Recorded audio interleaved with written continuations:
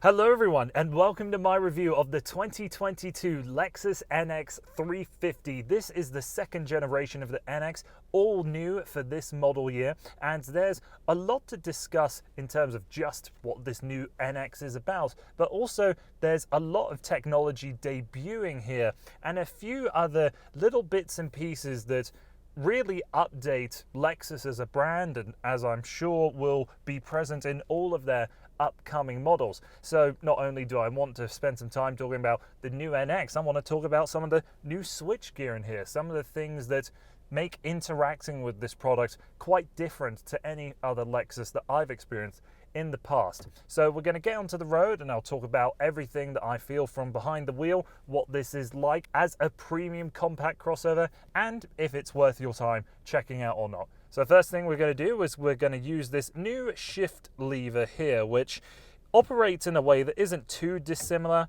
from something like a Prius or maybe some other hybrid Toyota or Lexus products. You shift over to left and then down to get into drive, left then up to get into reverse, and all pretty straightforward. Now I'm going to drive forwards now, but that isn't the only thing that's a little bit different with this NX. Another interesting couple things is just when you get in and out of this product, the door handles are just buttons that you press on to get into the product. I kind of like the sturdy feel of those. But then inside, Lexus is debuting what they call the digital door opener, something like that, where it's just a tap inwards to get the door to pop open. A lot like what Audi has been doing in some of their more expensive models. It's an electromechanical system where you're pressing a button to open the door. There is still a way out if, let's say, the battery dies, and Lexus isn't really the kind of company in the past to invest in things like this. The way of Toyota is make something as bulletproof and as reliable as possible and keep it in production for as long as possible. So in a way, it's quite exciting that we're in this product here, and already some of the core things that you're interacting with are new and different. And one last thing that's a little bit different is the way that you interact with a few systems here on the steering wheel. At first, you have the same amount of buttons, it seems, that you would have in a Lexus previously, but a lot of them are unmarked. And the reason that they're unmarked is that when you put your fingers on them, the options that are available to you are highlighted in the heads-up unit, something that I've never seen in any product before. And it's interesting because they're not touch capacitive buttons in the way that you can only tap to engage something. You still have to do a physical click, which is very, very nice. And I suppose it's a way to clean up the steering wheel. You have more functions with less buttons.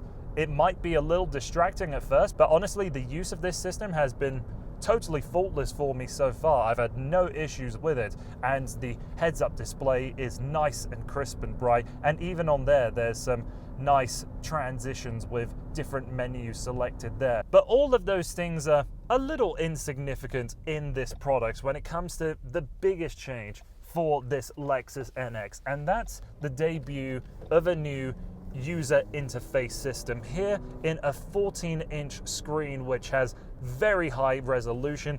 The graphics are great. I've had absolutely no issues with use so far, and it's interesting that you come to that conclusion so quickly being behind the wheel of this product, because there aren't a lot of hard buttons remaining for your climate control, but they're always fixed there at the bottom of the screen. So you always have access to your fan speed, you have physical rotary knobs for your temperature either side and the zone. And because I really haven't had any issue using this system so far, it's been very reliable. I'm quite a fan of this system. So yeah, this 14-inch screen and this system, I look forward to seeing it in future products, but it isn't the only thing that you can get in this NX. There is a base 9.8 screen for the bare bones model, the entry-level model, but I couldn't find a picture of it anywhere. Maybe that means that Toyota or Lexus expects no one to actually buy that model.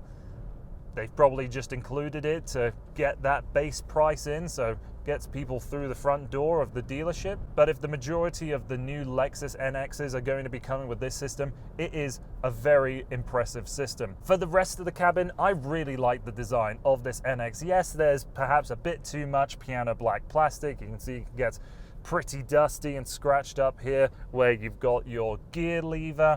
I find that the digital instrument display is never bright enough. On its brightest setting, I am wishing for more. And other issues with the cabin?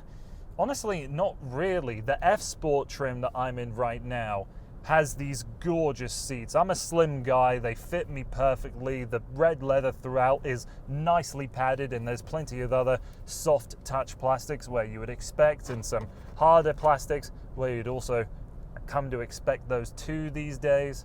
Only one real disappointment for me is that for the back seats, if I were to sit upright, I am going to have to jam my head a bit under the panoramic sunroof, and there is a considerable blind spot there in the D pillar. You can drop here in this F Sport Series 3 rear seat by touches of buttons, whether they're on the seat themselves, in the boot, and the Mark Levinson sound system that's in this F Sport and found elsewhere throughout the range is a deeply, deeply impressive system. Now, I've gone pretty far in this review without mentioning anything of the driving experience. And being in the F Sport, there are quite a few mechanical components that separate its driving experience from the normal NX. But the key things that matter for the F Sport, you're going to get different looks on the outside, 20-inch rims, the F Sport specific seats that I've already mentioned, and you're going to get the adaptive damping system and a sports tuned suspension. And I've really noticed a difference between the normal mode and the sport mode for the suspension. And typically when I test out all these kind of vehicles, I'm keeping him in the normal mode. I don't really feel the need to regularly keep it in a different driving mode because the normal mode is typically just good enough. But I found that the normal mode for this NX F Sport, likely because of its sport tuned suspension, just felt a bit too wobbly at times, and it felt too soft in the corners. There was far too much lean for my liking. So I set up my own custom mode so that I have the sports dampening option set up and then everything else in its normal mode. And even though the ride is a little bit firmer, makes it feel a lot more like a BMW X3, I would prefer a firmer ride on a bit of highway that I'm doing right now than a ride that feels a little wobbly, a little uncertain of itself. But it is annoying that you have to get into the vehicle every time and hit that button. It doesn't remain in the last mode of what it was when you parked up. And another thing on that note, the 360-degree camera system is mighty impressive, but there's a couple of odd things in there that I've never seen before for really any 360-degree camera system. And one of them is that you can see underneath the vehicle, but you can't actually see underneath. All you're seeing is the images of the camera stitching together the space on which it once was, and that's not really a matter of importance, I'd say. But maybe in a future software update, Lexus could find a way to, where you've parked up, keep that image saved so that you don't have that big black block every time that you restart the vehicle and engage with the 360-degree camera, and also keep that driving mode set to whatever it was when you last left the car. You still have an eco mode, a sport mode, and a sport plus mode. The eco mode really numbs the throttle. It's alarmingly slow to respond, if I'm honest. And then the sport and sport plus mode sharpens up the throttle, really weights up the steering. And I think there's a little bit of piped in audio that comes in with that mode too. So the custom mode is exactly how I'd like it for this F Sport. It's got the great looks on the outside. This, the NX350, gets a 2.4 litre turbocharged 4-cylinder engine, another new step forward for Lexus. They're getting rid of a lot of their V8 engines and replacing them with a 3.4 litre twin turbo V6. So turbocharging is finding its way into its smaller vehicles too now, much aligned to everything else that's in this segment really. This motor in the NX350 makes 275 horsepower and 317 pound-feet of torque when you've got it on cruise control or very light throttle applications. It's a very quiet, very refined engine. If you hammer on it though, the responsiveness is really quite good. And even though it's a very uninspiring sound, it feels good. It puts the power down well enough. And the 8-speed automatic transmission, when it's cold, is a touch rough, but it will eventually settle and get much calmer once everything warms up. So now more than ever, for this latest version of the NX, it really does feel like it's competing better than ever with its established rivalry. There's a few things like the graphics and a couple of USPs now set specifically for Lexus that I think will make this product a lot more attractive to premium buyers, because even though it necessarily doesn't make a better product, it does matter to that kind of audience.